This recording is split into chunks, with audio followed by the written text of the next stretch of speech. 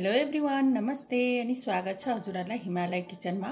आज म हजुरहरुको लागि लिएर आएको छु एकदमै पिरो मिठो टिमुर चिकनको रेसिपी।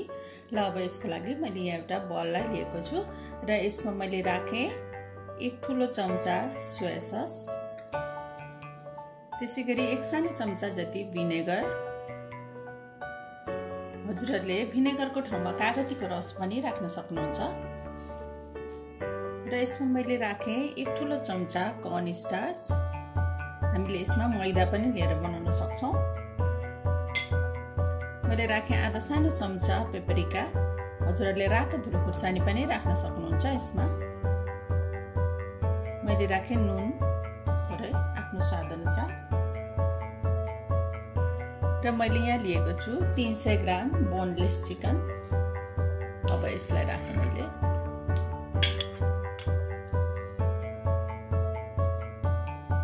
अब यसलाई राम्रोसँग म्यारिनेट गर्नुपर्छ।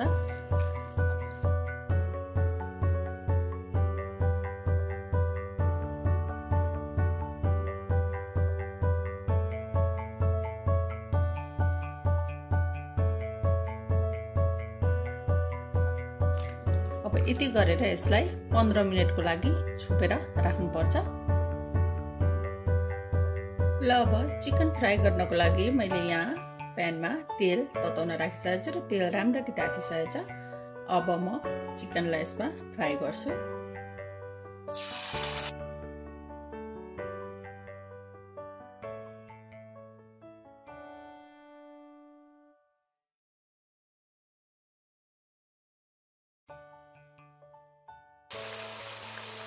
अब चिकन राखेर यसलाई रातो हुने बेलासम्म फ्राई गर्नुपर्छ। ल अब चिकन यसरी फ्राई भइसकेको छ। अब म यसलाई चिक्दैछु। यसलाई मैले दुवै तर्फबाट फर्काएर यसरी रातो हुने बेलासम्म फ्राई गरेकी हुँ।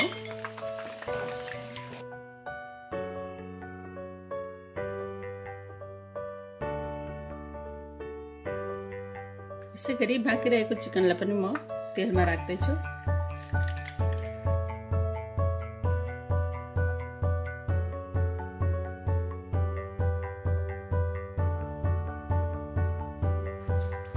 अब यसलाई पनि त्यसैगरी दुवै तर्फबाट रातो हुने बेलासम्म यसलाई फ्राई गर्नुपर्छ।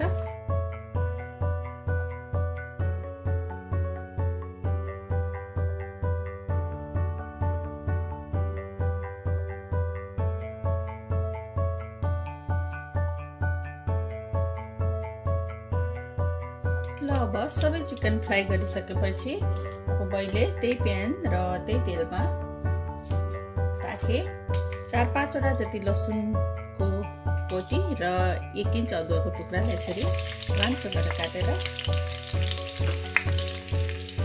मैले यसमा प्राय 2टा रातो सुकेको खुर्सानी, एक ठुलो चम्चा जति काटेको हरियो प्याज, चलाइदिएको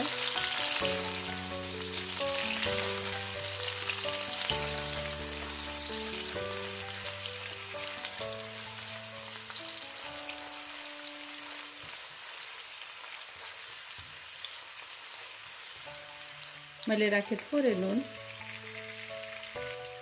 आधा सानो चम्चा टिमुरलाई यसरी कुटेर राखेको छु, त्यसलाई राखे।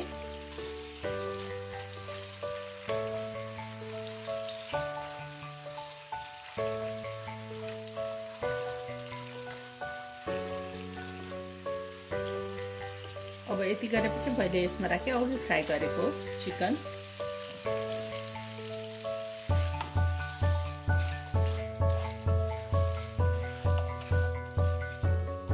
अब यसलाई चिकन राखेपछि अब 2-4 मिनेट जति यतिकै चलाउँदै पकाउनु पर्छ।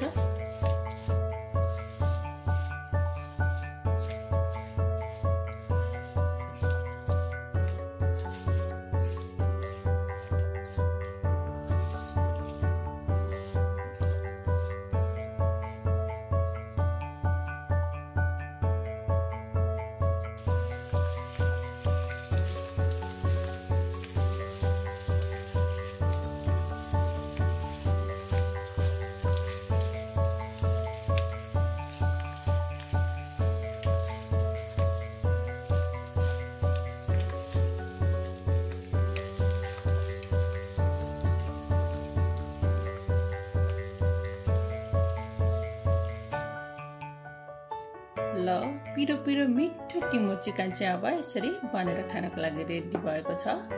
हजुरहरू पनि यसै गरी टिमुर चिकन बनाएर अवश्य पनि इन्जोय गर्नु होला। एकदमै मिठो हुन्छ यसरी बनाउँदा। हस् त यो रेसिपी हजुरहरूलाई राम्रो लाग्यो भने हाम्रो भिडियोलाई लाइक कमेन्ट सेयर गरिदिनु होला। यस्तै रेसिपीहरूको लागि हाम्रो च्यानललाई सब्स्क्राइब पनि गरिदिनु होला। सब्स्क्राइब गरिसकेपछि नजिकै रहेको नोटिफिकेसन बेललाई पनि अवश्य पनि क्लिक गरिदिनु होला। फेरि पनि यस्तै मिठो परिकारको रेसिपी लिएर आउने नै छु। हाम्रो भिडियो हेरिदिनु भएकोमा हजुरहरूलाई धेरै धेरै धन्यवाद।